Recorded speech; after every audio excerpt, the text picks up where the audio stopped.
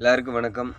இன்றைக்கி காலையில் ஒரு 6 மணிக்கு வல்லநாடு பக்கம் பக்கவட்டி அப்படின்ற ஒரு கிராமத்தில் அந்த பைபாஸ் ரோடு இருக்குல்ல, அந்த பைபாஸ் ரோடில் ஒரு ஆக்சிடெண்ட் பார்த்துக்காங்க.